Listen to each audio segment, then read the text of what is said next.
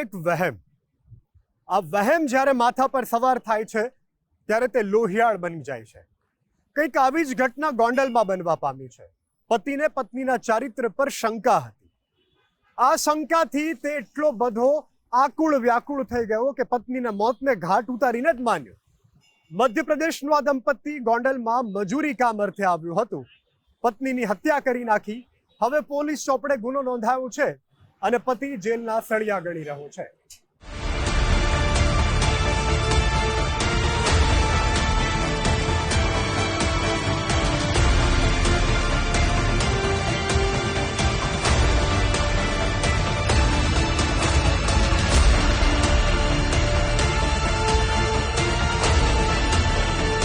ગોંડલના વોરા કોટડા રોડ પર હનુમાન ધારા પાછળ આવેલી એક વાડીમાંથી પરપ્રાંતીય શ્રમિક મહિલાની શંકાસ્પદ સ્થિતિમાં લાશ મળી. લોહી લુહાણ સ્થિતિમાં મળેલો મૃતદેહ અને પતિ ગાયબ હોવાથી પહેલી નજરે શંકાની સોય તે તરફ ગઈ.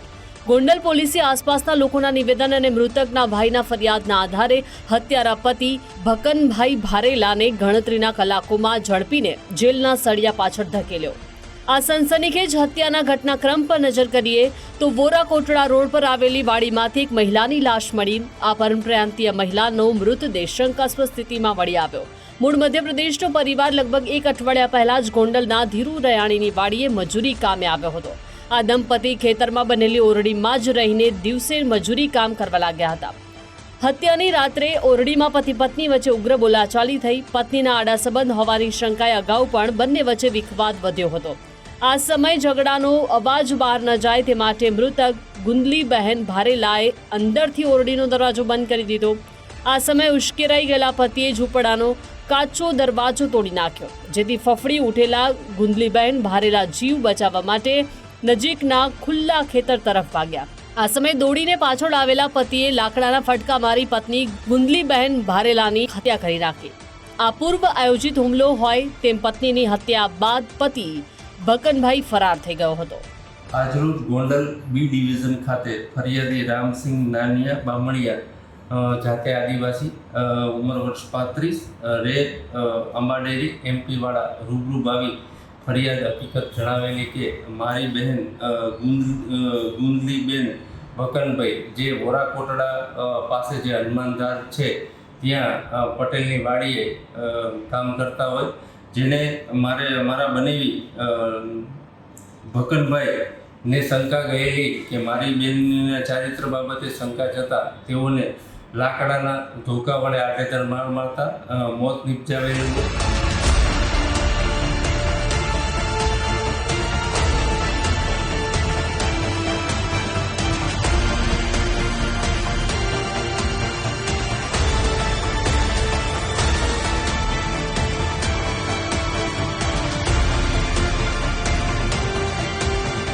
આ ચકચારી હત્યાની જાણ થતાં જ મૃતકના ભાઈ રામસિંહ બામણિયાએ ગોંડલ પોલીસ સ્ટેશને રૂબરૂ આવીને બનેવીએ હત્યા નિપજાવ્યા અંગેની ફરિયાદ નોંધાવી હતી. ગોંડલ પોલીસે ટેકનિકલ અને માનવ બાતમીના આધારે તપાસ હાથ ધરીને હત્યારો પતિ ભકનભાઈ દૂર ભાગી છૂટે તે પહેલા જ ઝડપીને જેલના સળિયા પાછળ ધકેલી દીધો. ગોંડલ બી ડિવિઝન પોલીસના વરિષ્ઠ અધિકારીઓએ વિખવાદ થયો તે ઓરડીથી લઈને હત્યા થઈ તે નજીકના સ્થળ સુધી ઝીણવટભરી તપાસ હાથ ધરી.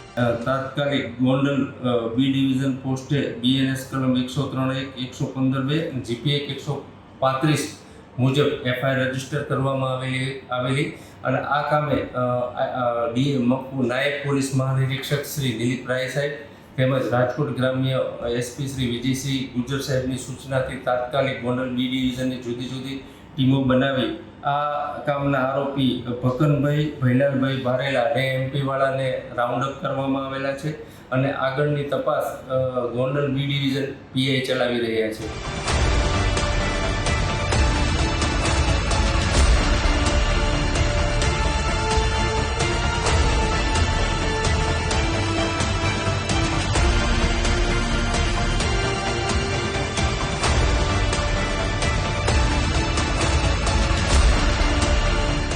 ગોંડલ પોલીસે હત્યામાં વપરાયેલું લાકડાનો ધોકો જપ્ત કરીને આસપાસના લોકોના નિવેદન પણ નોંધ્યા છે. પત્નીના અન્ય કોઈની સાથે આડા સંબંધ હોવાની શંકાએ લઈ પતિ પત્ની વચ્ચે અગાઉ પણ બોલાચાલી અને મારઝૂડ થતી હતી. ત્યારે બનાવના દિવસે આખરે શું બન્યું તે હકીકત માટે ઝડપાયેલા પતિ ભકનભાઈની આખરી પૂછપરછ બાદ જ સામે આવશે.